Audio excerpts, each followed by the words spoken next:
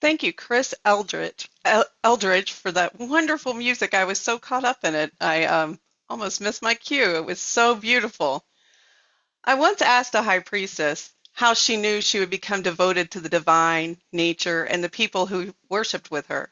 She relayed this story. She was walking in the woods as a 20-something, trying to figure out her life in the great north, and she looked ahead on her path, and a large raven sat in her way. So she sat down to commune with it. Finally, the raven hopped a little toward her and then laid a bright, shiny thing in her path and flew away. She reached with shaking hands and picked up a ring that had garnets in it in the shape of a crown. And she knew then, with great conviction, that this was her priestess ring, and her life had been set upon a course that would change her and others forever. She said to me, when gods bring you an answer to your hand from the beak of their messenger, what else can you do? Birds as messengers from divinity is as ancient a notion as humans who have contemplated what the divine might have to say to us. However, I assert that the sacredness of birds lies not in their interactions with us. They are sacred because they are living, thriving part of the ecosystem and live upon all that is sacred to us, the earth, our mother. No interaction between human and birds could ever express how sacred they are in keeping the bug population in check, being a part of the predator-prey chain, filling the air with talk through song we mere humans cannot comprehend. They are harbingers of message and that how that we treat a planet impacts us all. Their fragile shells being worn away by pesticides, yet they are hardy and resilient. I recently went to the Renaissance Fair, which I know a lot of you have done, and while I was there, I met a California condor. Did you know that the California condors were almost extinct by the mid-1980s? People took action and took the 27 remaining California condors and gave them protection in space. By 2016, there was a total population of 446 condors released in Central California, Southern California, Arizona, and Baja, Mexico. And so sacred birds remind us that we are interdependent upon each other. Do they have a sacred message to bring us? Most assuredly. Do we have a responsibility to continue to see them live in a healthy environment? Absolutely. As we explore the ways birds are sacred to us, remember our own sacred responsibility to preserve them and their environment for the future of their offspring and our own. Now I would like to introduce the founder of Circle Sanctuary, our High Priestess and Senior Minister, Reverend Selena Fox. Thank you, Dia, and welcome to the Sacred Birds Full Moon Circle. Welcome to all of you humans joining live and all of you who will be joining us later, for we archive our full moon circles for those who would like to experience them again or to connect at a time more convenient. And I also want to welcome birds that are part of our lives, part of our world, part of our spiritual paths. And we will be sharing some stories, some meditations, some reflections, and yes, some music about particular birds and sacred dimensions of birds, as well as birds as a whole.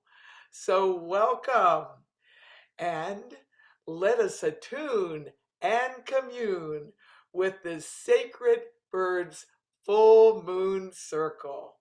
So be it. And now I invite Christopher to share some announcements with us.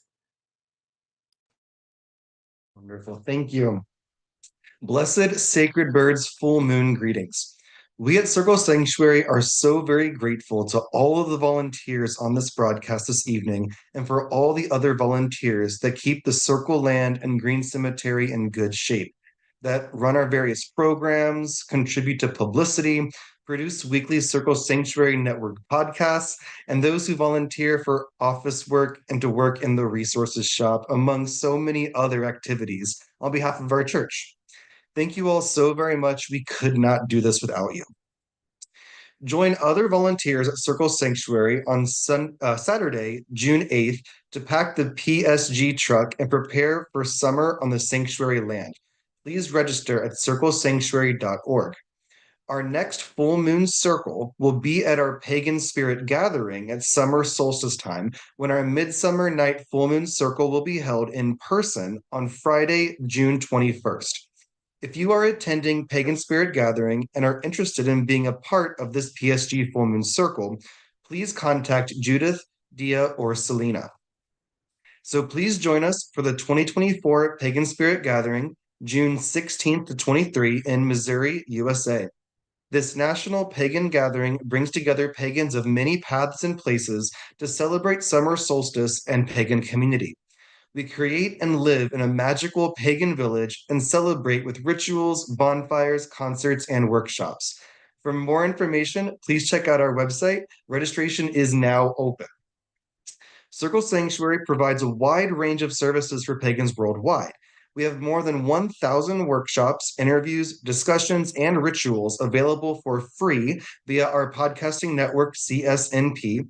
We also have a variety of workshops and rites available through our Circle Sanctuary YouTube channel, so stay updated by subscribing. We also network and share information via social media, so follow us. Learn more about these and our resources and other services at the Circle Sanctuary website. And also, please consider supporting our work by joining as a member. Learn more and join at circlesanctuary.org/membership. We look forward to seeing you or meeting you at Pagan Spirit Gathering 2024. Laura will now cast our circle. Thank you. Hello, everybody. My name is Laura Gonzalez, and I'm coming to you from the land of the Potawatomi, the Menominee, the Miami people known as Chicago. And it's my honor to be casting the circle today, one of my favorite things to do. So I'm going to ask you to please, by the magic of the internet, whether you are here live at this very moment or you're watching us later, to join us in taking some deep breaths.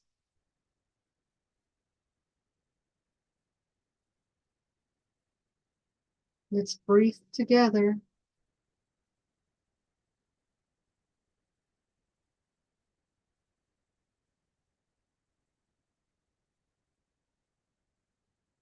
And if you're able, face the north or visualize the north.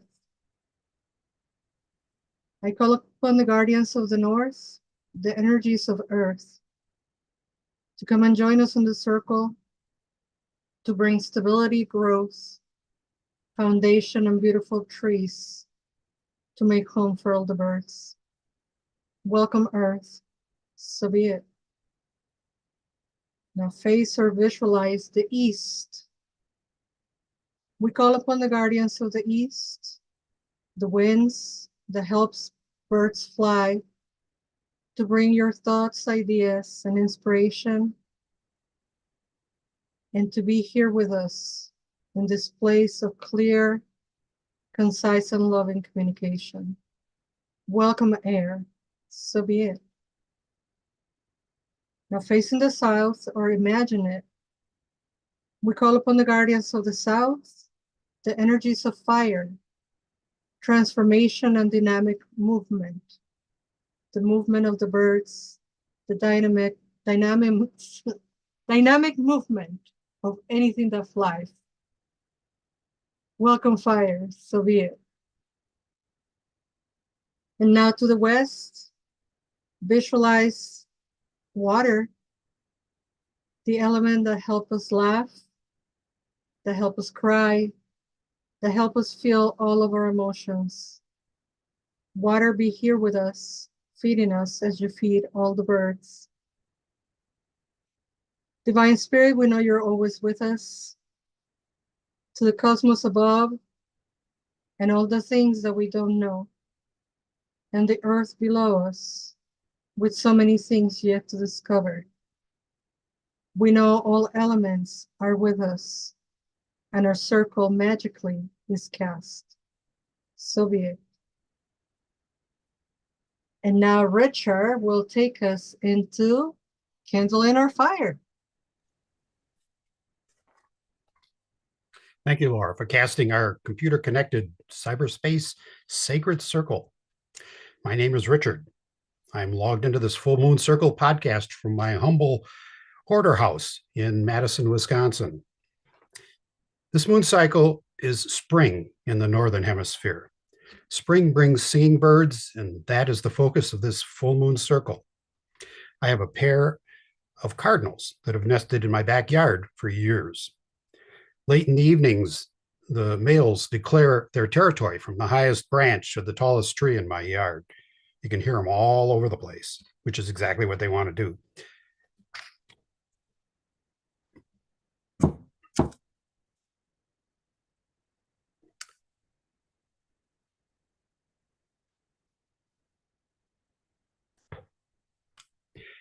I light this ecologically friendly recycled beeswax candle to represent the bonfires we pagans light on hilltops to celebrate the rising of the full moon, the return of the sun, and the warmth of summer. I celebrate fire in all its forms, from a small candle to a large bonfire. So mote it be. Up next is Dia to have us all kindle our individual candles. Thank you, Richard. As I invite all those volunteers gathered virtually here tonight, and those of you who are watching now or later, light your candles for our Sacred Birds Full Moon Circle. I would like to remind you that the cacophony of sound that the folk of birds make would be diminished in real ways by missing of any one of our voices.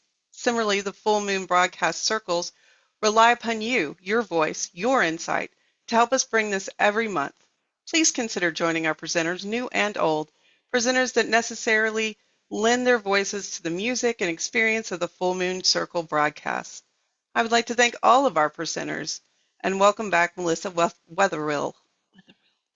Now Maren King will bring us her original song, Ebony Wings.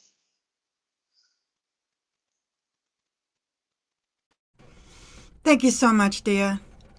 My name is Maren King, and I'm coming to you tonight from my music closet here in North Central Florida, USA. Before I share my song, I would like to share some stuff about crows, one of my favorite birds. In pouring through my books and through articles on the internet, I have found out that crows belong to the genus Corvidae, which is a world-spanning family of perching birds, those kinds of avians that can grip onto various things like branches or fences with their clawed toes. Along with crows, other corvids that may be familiar to you are ravens, rooks, magpies, jackdaws, and jays. Crows are remarkably intelligent and have often demonstrated self-awareness, ingenuity, and creativeness in their ability to use tools to obtain what they want. They often live in community groups, and there can be strong social hierarchy within their flocks. Hierarchy or not, they are also very communal in their behavior, often providing mutual aid to each other by protecting fledglings and maintaining their territories. Crows have also often been found to enjoy play, whether indulging in a game of King of the Mountain up high in the trees or playing Follow the Leader while flying high in the sky. According to archaeologists, corvid fossils date back to the mid-Miocene period, about 17 million years ago. And they've been a part of humanity's myths and legends for as long as there have been tellers of tales. Cave art depicting crows started showing up about 15 million years ago, and crows and other corvids have been in our artwork ever since. Whether on cave walls or in our homes, depictions of crows and other corvids fill our artistic world with their beauty and presence. There are some myths and legends that say Crow brought fire to mankind. There is an indigenous people's story. I'm not sure whether it's Cherokee or maybe Lenape, that's still up in the air, but it tells of the rainbow crow, a bird of brilliant colors and beauteous voice, who gave of itself for the benefit of others. The story goes that after a long period of cold weather, the animal people of the forest became worried, and so they decided to send a messenger to the great sky spirit to ask for relief from the cold. The rainbow crow, with its beautiful plumage and lovely singing voice, offered to make the arduous journey, and after many days it arrived safely to where the great sky spirit dwelled. Upon hearing of the plight of the people of the forest, Crow was gifted with a firebrand, which it carried back to the people of the forest. Upon its arrival with its gift, the people didn't even recognize it, for its feathers were now black as the soot falling from the firebrand, its rainbow colors only showing in the reflection of firelight off of its wings. And the smoke from the firebrand had filled its mouth, causing it to lose its beautiful singing voice. That is why sometimes when the light is just right, you can see a rainbow of color within the black of a crow's wings. And remember the sacrifice of its beautiful voice that it made when you hear the raucous calling of a midnight crow. In other myths and legends, Crow was one of the forms taken on by the shape-shifting Celtic goddess known as the Morrigan, renowned for her associations with war, destiny, and fertility. A member of the Tuatha De Danann, the warrior queen known as the Morrigan was often seen on the battlefield, surrounded by a flock of crows as they all watched the battle. It was said that she could predict who the winner would be, and so her appearance with her flock would either terrify those fighting or inspire them to fight for their lives. That is why to this day, crows, ravens, and other corvids are associated with death and dying, their raucous cries echoing into the realms of the dead. Often referred to as a murder when in a large group, crows have been a part of my life for as long as I can remember. I have a friend who prefers not to call them a murder, but rather a family, for that is what they really are, with their lifelong pairings and their group care of the fledglings and each other. It wasn't until I was older and becoming more aware of things that I really realized that somehow I had always been watched over by these wondrous creatures. I would like to share a song with you that I wrote about crows, incorporating some family history as well as the legend of the crow bringing fire to the people of the forest, their selflessness and service, their companionship and loyalty, always a comfort on the darkest of days. This is Ebony Wings.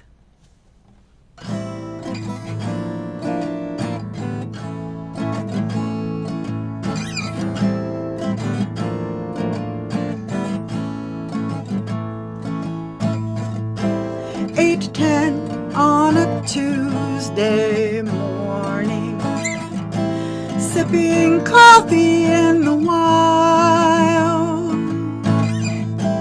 in the green trees high above me, coming in for a landing loud and proud. Ah, it's my murder again.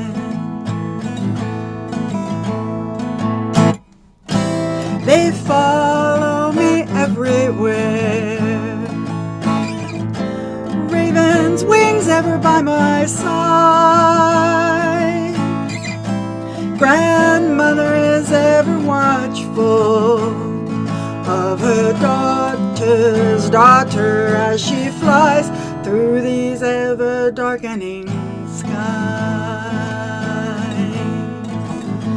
Yet there's a light in the darkness, flying high above the clouds.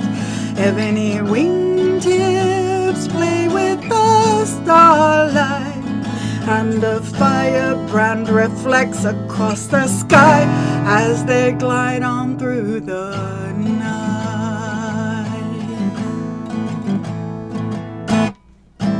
Granny's name was Wilhelmina,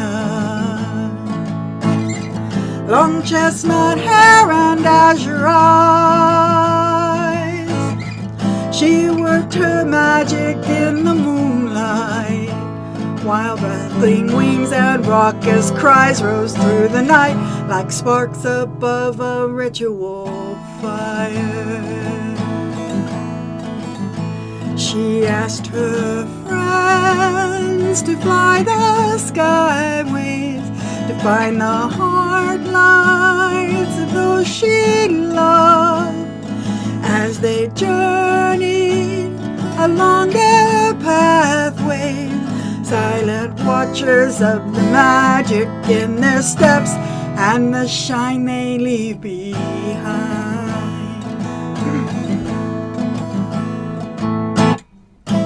From grandma to mama, then from my mama down to me, sometimes only attempted, but by one or two or 10, my murder of crows is ever watchful in my skies. And there's a light in the darkness, flying high above the clouds. Ebony wingtips play with the starlight, and a firebrand reflects across the sky as they glide on through the night.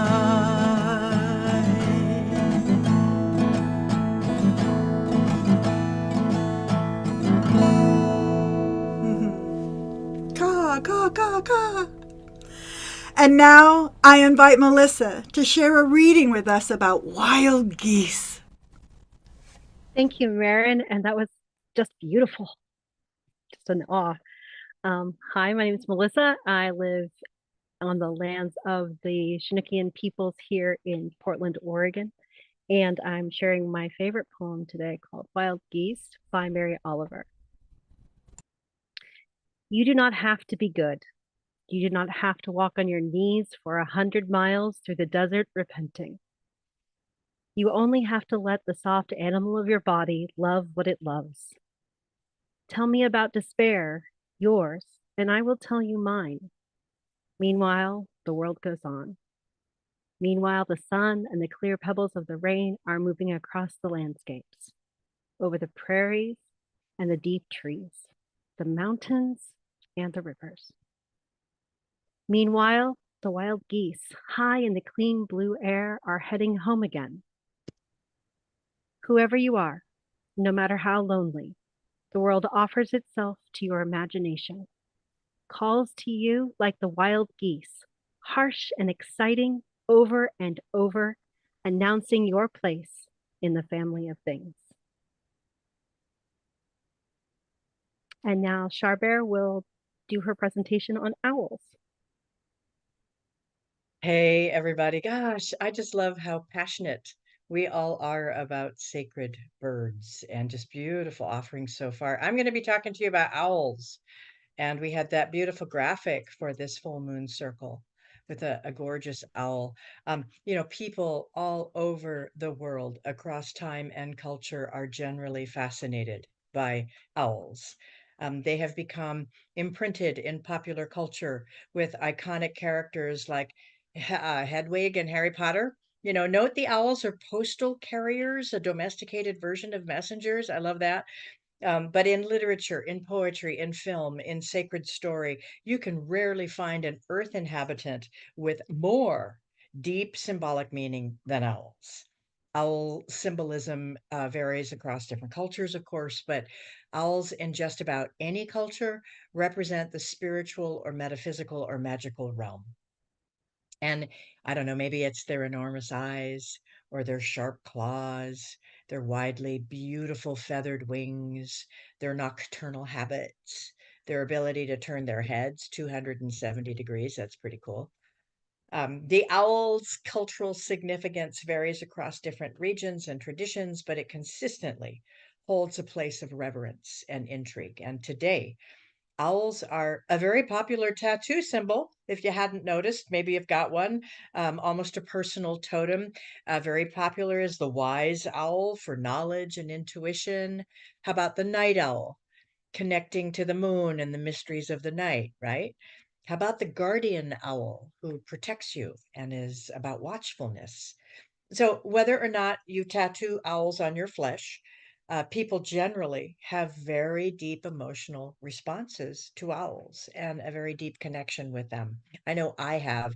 I also, Marin, am deeply connected to crows, but I also really love owls. They have been very, very present as companions and guides of sight during important moments of my life. I have honored them as spiritual guides from the time I was a very little girl growing up in Hawaii, schooled by the Hawaiian family who helped to raise me. They told me that owls are ancestors, and they showed me how to revere them in my sight, but also as members of the ecosystem, like Dia talked about. So, as I have journeyed with owls in my visions and my dreams, I have also very much respected them as living beings who are kin wherever I live.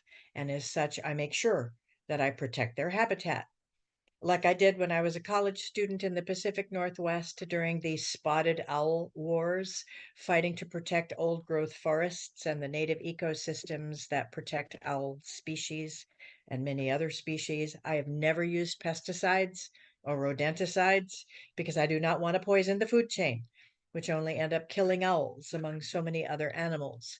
I have built rims on tree burrows so that hatchlings would not fall out of their tree nest. I have helped to rescue and rehabilitate owls, great horned owls, barn owls, western screech owls, feeding them, helping them to repair their wings until they could be released back to their wild homes. I have watched my son call wild barn owls, and they have circled us when we have traveled. So they are not just guides and totems for me, they are friends and kindred in almost every place I have lived. And as I have appreciated them in the metaphysical realm, as the magical beings they are, I've just as much cherished them as living beings in nature with me. So they truly are a sacred bird. So when I consider the various owl lore, I like to think that people all over the world have had both physical and metaphysical relationships with owls, which is why their symbolism is so prevalent. Um, I mean, look at ancient Egyptian art, especially the hieroglyphs. Ancient Egyptians called owls wise hunters. They associated them with wisdom, death, and mourning. And the hieroglyphic symbol of the owl was the word to see. So owl amulets were often fastened to the dead so that owls would lead their souls to the funeral goddess Nephthys. Owls are often associated with the sun god Ra, and it was thought that owls had suns for eyes, which helped them to see and fly in the dark. The ancient Aztecs also believed that after death, owls were human companions in the afterlife journey. Aztec art suggests these wise birds were associated with prophecy. So, too, in many indigenous American cultures, owls are often seen as a bridge between life and death, life and afterlife. Owls are often seen as a messenger from the spirit world, perhaps an ancestor spirit, as I was taught. And its hooting is thought to be a sign of impending change or other important messages. In traditional Polish folklore, the heritage of my in-laws, people thought that after death, married women would turn into owls. with the owl expressing life experience and wisdom. It was a common opinion in Slavic countries that if the cry of an owl was heard in or near the house, this mystical sound would foretell imminent death, illness, or other misfortune, kind of like a harbinger. But in Greek mythology, owls, of course, are closely associated with Athena, the goddess of warfare and wisdom. And legend tells that Athena transformed into an owl and led warriors in a war against the Persians. And as the symbol of Athena, the owl historically was a protector, accompanying armies to war and providing ornamental inspiration for their daily lives. So if an owl flew over soldiers before a battle, they took it as a sign of victory. And the little owl also kept a watchful eye on Athenian trade and commerce from the reverse side of their coins. Now, Romans attributed magical qualities to owls and deployed owl omens, seeking protection against the evil eye. And in ancient Rome, the owl was associated with the goddess Minerva, who was also a patron of wisdom and learning. The owl's ability to see in the dark and its silent flight were seen as attributes of wisdom and insight. Once the Roman Empire became Christianized, the early church demonized owls, and they became sort of like a symbol of demonic forces. And these nocturnal birds became associated with evil sorcery. And by the Middle Ages in Europe, the owl had become the assistant of witches and the inhabitant of dark, lonely, and profane places. That Halloween image of the owl as a feared specter. And I hate to say it, but some of my heritage and English lore really did not compliment owls much at all. They really propagated this negative impression of them. But fortunately, these negative superstitions died out in the 20th century, and the owl has regained its status as a symbol of wisdom. But I love the fact that in Islam, through the Persian and Arabian countries, the owl was always interpreted as a sign of wisdom, insight, and knowledge. And seeing an owl in a dream carried only positive meaning.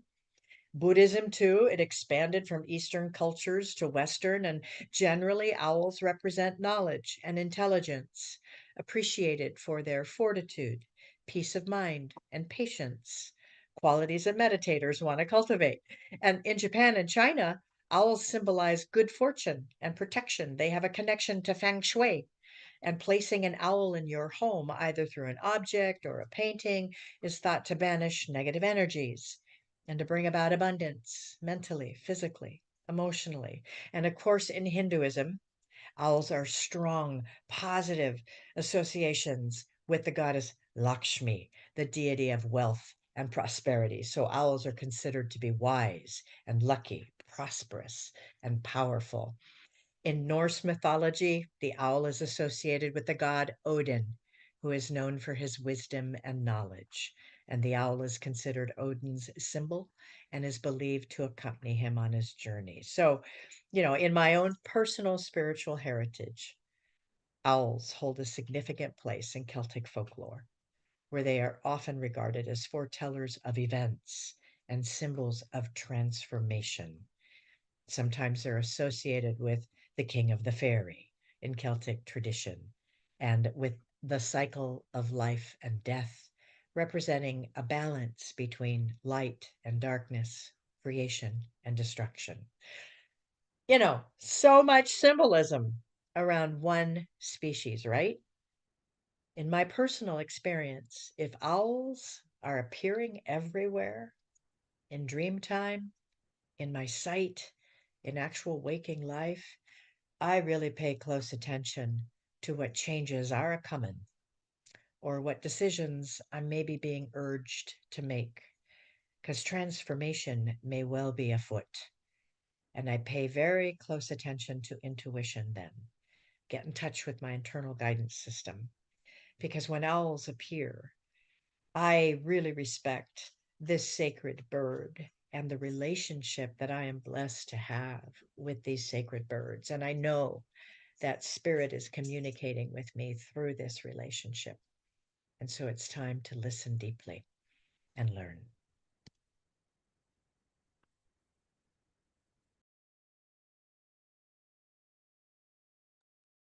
Okay, thank you, Shar.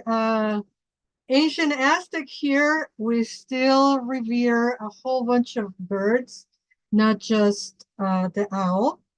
We have a high reverence for a whole bunch of birds, lots and lots of them. And I chose to speak to you today about the hummingbird. And the the hummingbird is attached to an origin story, the origin of Huitzilopochtli.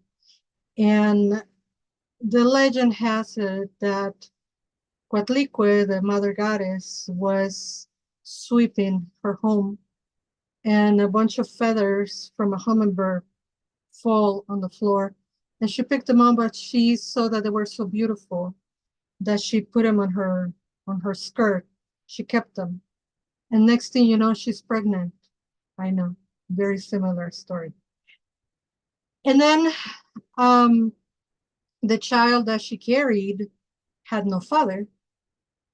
And her daughter and her 400 sons were not too happy that she was pregnant. And the child of her womb grew weary about not being welcome into this world. And the sister and the 400 brothers plotted against that child named Huitzilopochtli. And he heard through his mother's womb that they were trying to make sure he wasn't born. So he dressed up on his warrior attire, and he took off his weapon. And at the time of his birth, he came out swinging out of her mother's womb and destroyed the sister and the 400 brothers. And what does that have to do with birds? Well, first of all, the mother is Mother Earth, and the sun is the sun, because the sun is usually the sun. The sister was the moon, and the 400 brothers are the stars. So we're talking about the light of Huitzilopochtli, a very young sun coming out of the east after the winter solstice. And the light of winter is very, very small. It's almost very faint. But our ancestors equated that light of the sun with the spirit of the hummingbird. And the hummingbird, first of all, it's this very, very sacred bird on our traditions, which are very much alive still. And there are some facts about the hummingbird that I think are fascinating. They are the only bird that can fly forward and backward and sideways. When they are flying, their heartbeat could be up to 1,200 beats per minute. 1,200, 1,200 beats per minute. They hibernate every night to conserve energy. And there are very few animals that can do that on the daily, and the hummingbird is one of them. They could fly at a speed of 33 miles an hour. I couldn't even run that fast or run at all. They weigh less than a nickel, and there are about 330 species of hummingbirds, and they are endemic to America. And you all know when I say America, I'm talking about the continent. They're not endemic to the United States. They're endemic to the continent of America. So you can find them from Canada all the way to Patagonia. They bathe daily, and they love playing in the water. And when they fight, it's been discovered that they do so more as a way of playful entertainment and to keep themselves, agile. But they're otherwise very peaceful. They are pollinators. like save the bees and save the bees and save the butterflies. Well, let us save the hummingbirds. They are extremely light and their bones are hollow and their feathers, their plumage, it's heavier than their skeletal system. They don't flap their wings, but they rather do a figure 8, like the Mexican folkloric dancers do with the skirts. And they are usually not afraid of any predator because they're so extremely fast. They have been cases where a hummingbird can kick out an eagle out of its area. They eat half of their weight on sugar daily. And when they are hibernating, they only eat 25% of sugar. Their eggs are as tiny as jelly beans. And they are amazing creatures and they are extremely sacred. So how does this tie with the story that I was telling you at the beginning? Because the sun, the hummingbird, the left-handed hummingbird, Huitzilopochtli, the god that is born on winter solstice, is a very tiny sunlight. And hummingbirds for us represent or symbolize or willpower.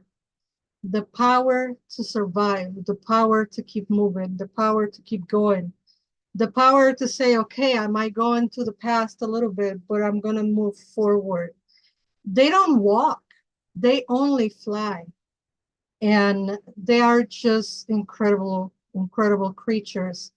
And our ancestors observed all those qualities, not only on the hummingbirds, but they are, at least the ones that I'm studying, 13 birds, but I'm sure there are more birds that are sacred to our people. And even though we are changing season, right? We're going now into the eagle sun. This is a different bird that will carry the sun. That's for the next time that we do sacred birds. But I think the hummingbird is really important, especially nowadays we feel discouraged by the stage of the world. I don't need to remind you. And having that hummingbird power within us keep us going and keep us moving and keep us, with that will to live like the sun in winter. To close my participation today, I have a haiku that I wrote many, many years ago. One of my soapboxes things is like we urban pagans exist. And this is something that I wrote many years ago. I am always amazed by city birds singing glee. Though free, they choose here. Thank you. And we're going with, who is next? I lost my list. Judith, of course, with Sacred Feathers Song. Thank you. Thank you, Laura. Good evening. I'm Reverend Judith, and I'm calling in from the Chicagoland area. So this May full moon, Lena Stevens writes, is a friendly, celebratory time for optimism and creativity, and a great opportunity to find the energy and determination to upgrade and expand what is possible. The intention is to feel good, to bring more joy and play into your life, to feed your sense of adventure, and to take a break from seriousness and anything that feels hard or challenging. It's easy to connect to more optimism and positive dreams when coming from a place of gratitude and also imagining the birds with their wings and their flight and how glorious that is. So take some time to be in gratitude for the people, places, experience, and birds, and all the blessings and support that you have in your life. So I wrote the lyrics for this music, which was called Ancient Mother by Robert Gass, and I call my lyrics Sacred Feathers. Sacred feathers, I give thanks to you for falling on my path. Sacred feathers, please guide my way as I wander through this life. Sacred feathers, I say my prayers with you. May Great Spirit heal my heart. Sacred feathers, I sing to you. Be my faith and spirit divine. May bright blessings be upon me, that I may walk in the light. Sacred feathers, please bless my soul, so that I may be true and whole. Sacred feathers, teach me wisdom to be centered, loving, and kind. Sacred feathers, I give thanks for life, for all I have and all I can give. Sacred feathers, I sing to you. Be my faith and spirit divine. Sacred feathers, thanks for your presence. Sacred feathers on my path. Dia will now tell us a story. Thank you, Judith. That was beautiful. I love that music, and what a wonderful way to enjoy it by talking about sacred birds. So I have a story, a personal story to tell you today about the golden eagle. I used to live in Chattanooga, Tennessee, and if you don't know, Chattanooga is a bowl, meaning the city is inside the bowl and all around it are mountains. And I was traveling up one of these mountains, having a conversation with divinity that went something like this. Are you sure if I'm a pagan, I'm not going to hell? This is the discussion I'm having with God. And I said, I think I'm supposed to do this pagan thing, but I really need to be sure. I mean, I need the biggest sign you've ever given anybody that I'm not going to go to hell. And I came around a curve and looked out over the valley and saw some eagles dancing on the winds. And one that I locked eyes with turned right around and started flying straight at me. And I stopped. And it came down the road, talons out, screeching. Its wings were bigger than the front of my car, and it just hovered there for a moment above my car.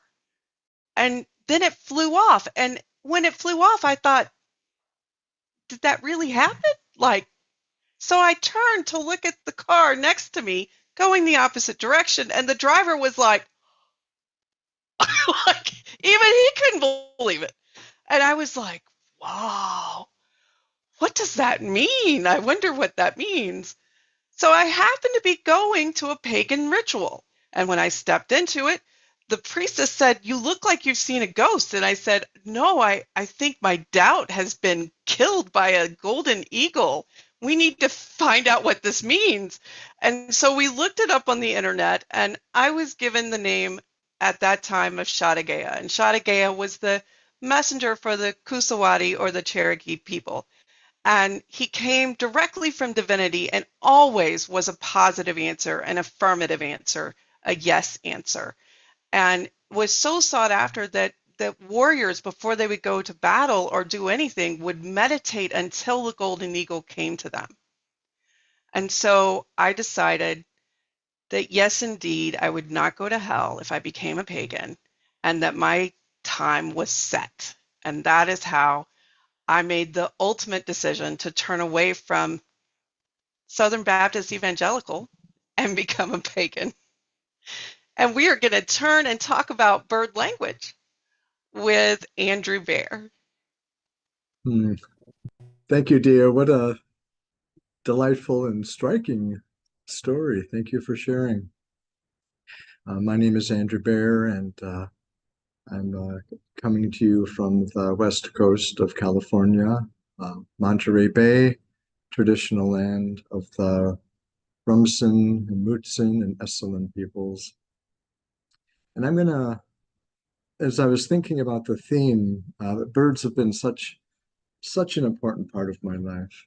And as I was reflecting for this full moon, I recalled being on being up in the Sierra California mountains, and I found a really great spot just to sit. It was up in the mountains, and it overlooked where the Feather River runs through the forest.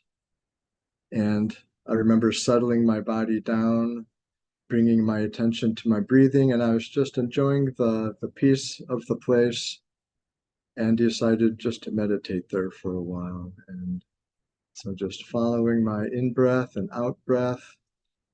And then as I was doing that, all of a sudden there was a thwap, and something hit me in the back, and I realized that I was hit with an arrow. And I turned around to see that a camouflaged, barefoot kid, probably about 10 years old, had been stalking me with his bow and arrow and gotten close enough to hit his target.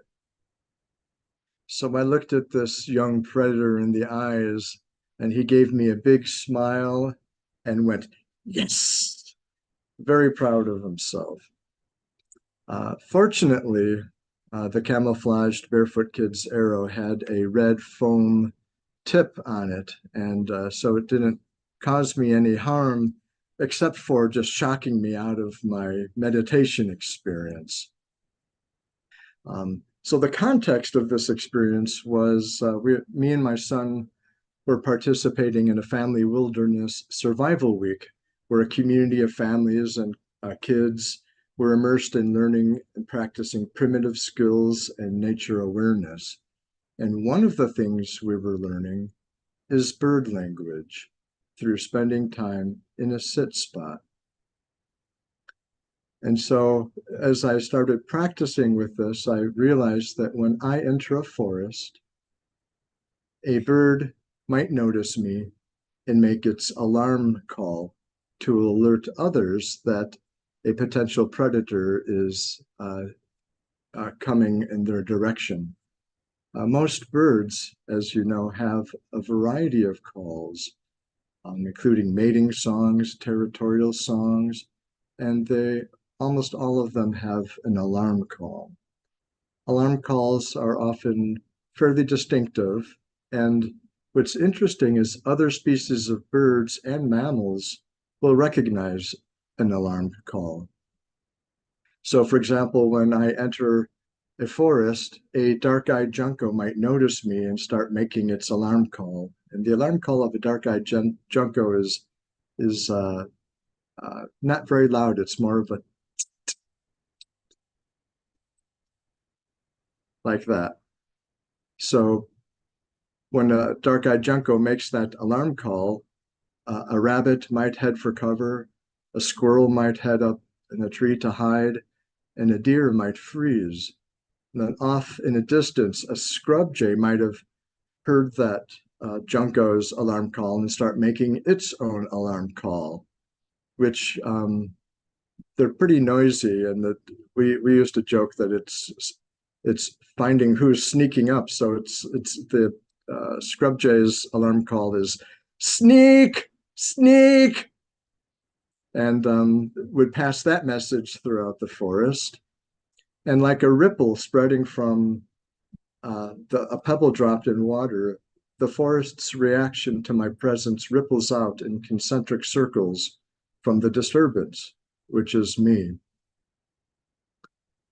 So when I first arrive at my sit spot in the forest is still reacting to my presence. But after a while, and often takes 15 or 20 minutes, the forest slowly returns to its baseline. When I listen to the forest at baseline, any change in that baseline represents something is happening. And as you spend more time opening your senses and more experience, you become more adept at getting a sense of what might be happening.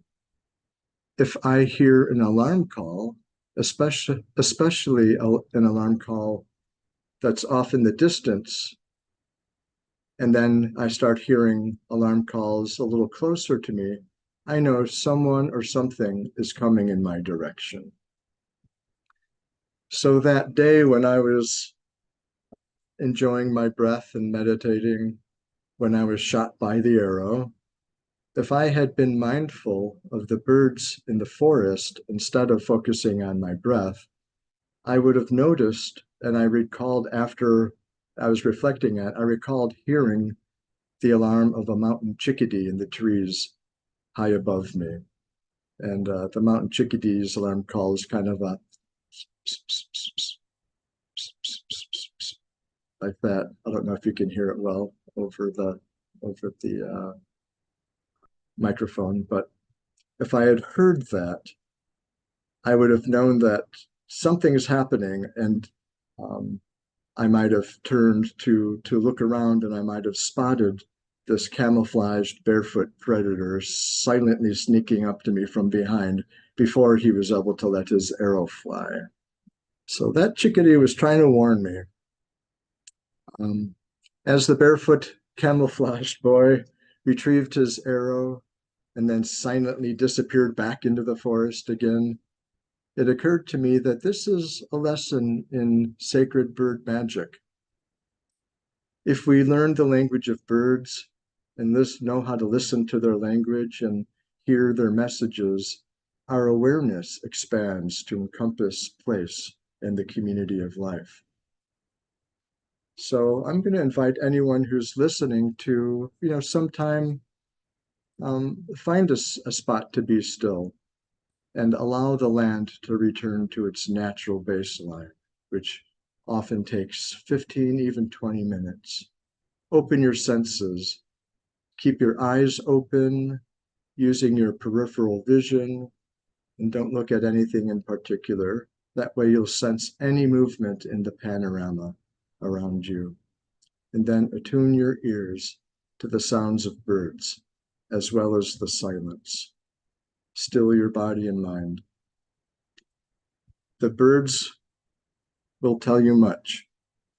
With this practice, you may realize that the boundaries between your sense of self and the forest is an illusion, and find your senses encompassing the forest.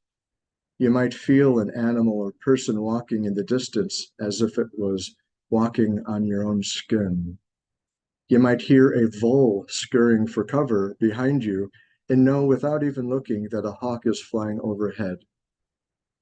The birds will help you to sense what is happening beyond your vision, as if the land and the whole web of life were a part of your body, which they are.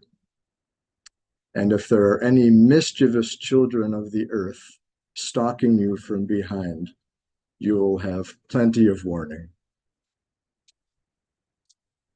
So next, I'm going to pass the sacred feather to our high priestess, Selena, who will share healing sacred bird meditation with us. Thank you, Andrew. And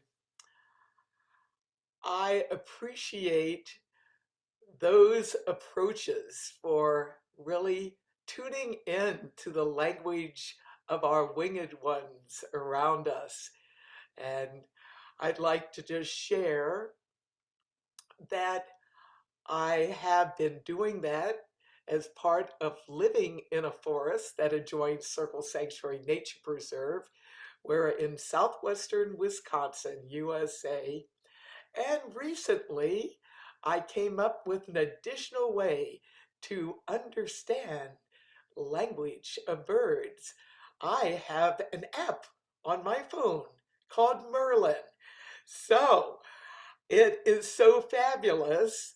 You activate the app, it it picks up the sounds of birds around you and lets you know their names. And it has been fascinating.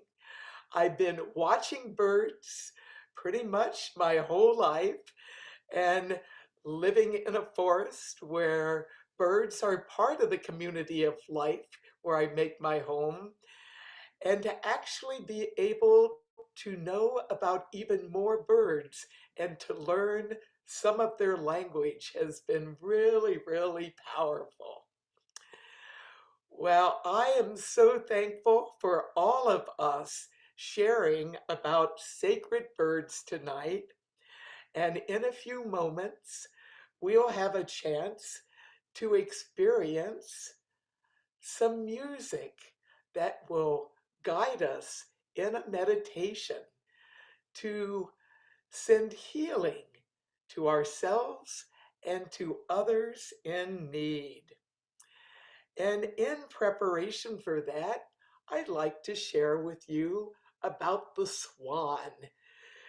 Swan has been used as a symbol for thinking and wisdom, for beauty, for transformation.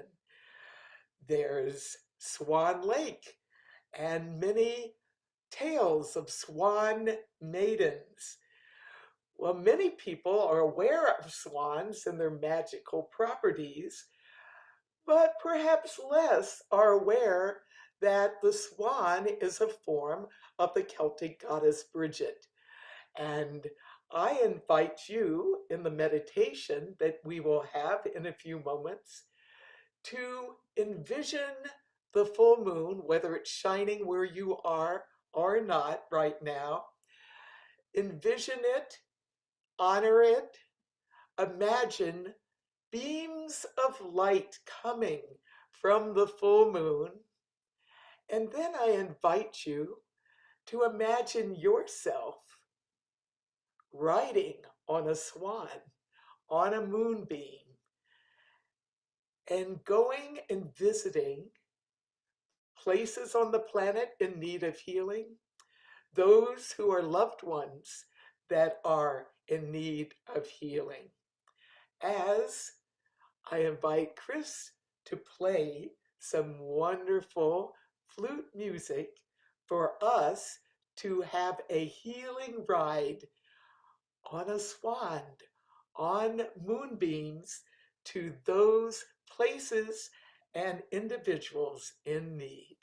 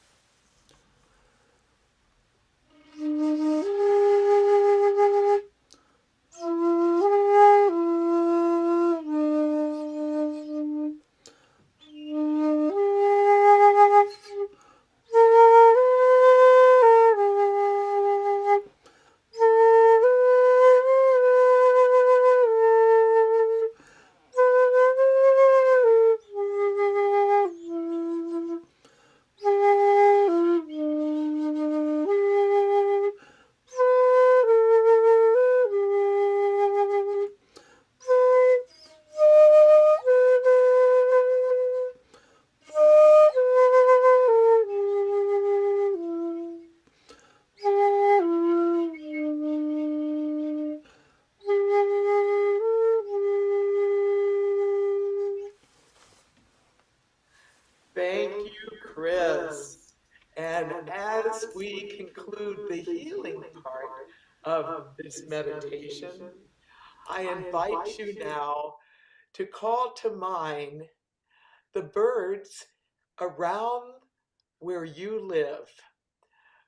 You might know them by name, but I invite you to send appreciation and celebration for the birds in our world, the birds in places where we dwell. And I play a singing bowl, and as I play that, let us send that appreciation and that awareness out to the birds in our local area, and then expand it to the winged ones around the planet.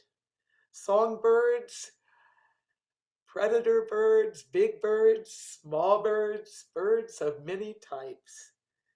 We call to you, spirits of the birds, and we send our appreciation and our healing blessings that you be well and that we be in harmony with you.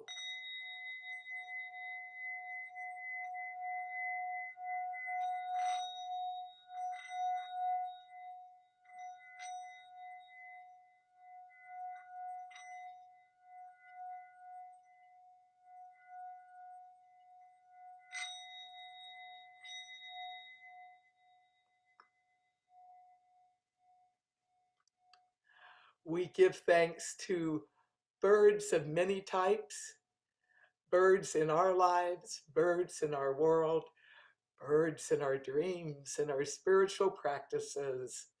May we grow in awareness and appreciation for birds of many kinds, now and in times to come. We give thanks to our full moon. We give thanks to all the magical birds shared tonight in our thoughts and in our words and our music. And we give thanks for the opportunity to grow in wisdom and friendship with birds, now and in times to come. So be it. And now I invite Reverend Laura to come and release the circle. Thank you, Selena. And to everyone who joined us earlier to create this virtual, international, multidimensional, no time, no space circle. Let's join together to say thanks to the air, to the earth, to the fire, to the water, to spirit, to the cosmos, to the earth. We give thanks to the north, to the south, to the east, and to the west, to every bird and every being that was here. May we all go in peace. Our circle is open, but never broken.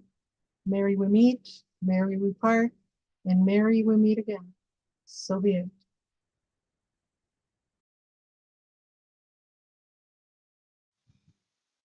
Thank you so much for joining us this Full Moon Circle broadcast. We're going to turn to Marin to talk to us about membership.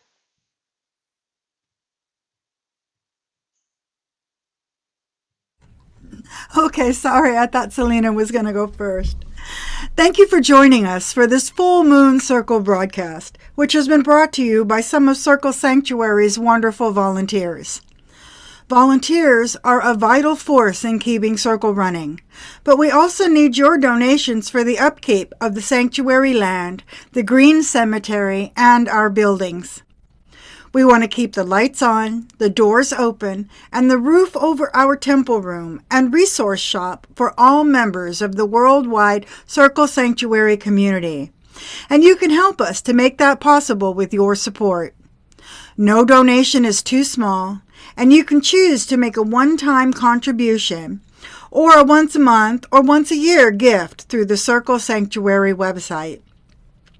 You can also support Circle Sanctuary by becoming a member at whatever giving level is most comfortable for you. Your contributions help to support Circle's in-person and virtual festivals and rituals, as well as our informational website and a wide variety of weekly Circle Sanctuary Network podcasts. You can find those podcasts on Blog Talk Radio Online when you search for CSNP, Circle Sanctuary Network podcasts. We have close to 1,000 podcasts archived and available for you online, free for you to listen to at any time. Be sure to give a like to this video and hit the subscribe button so that you will always be alerted to new content created by Circle Sanctuary and to stay informed about all of our pagan events. There is much more to see and do on the Circle Sanctuary YouTube channel. Check it out. Join us on Facebook, X, and Instagram, and like our pages and content there as well. For more information, please visit our website, circlesanctuary.org, and join the worldwide Circle Sanctuary community by becoming a member or by donating today. Each month, we welcome contributions to our full moon circles of invocations, chants, poetry, short stories, songs, and reflections for our monthly full moon circles. Our next full moon circle, Midsummer Night, will be held in person at our Pagan Spirit Gathering on the summer solstice, Friday night, June 21st. We'll be broadcasting live again on July 21st for our Magical Herbs Full Moon Circle. If you are interested in being a presenter, please email circle@circlesanctuary.org and put Full Moon Circle in the subject line.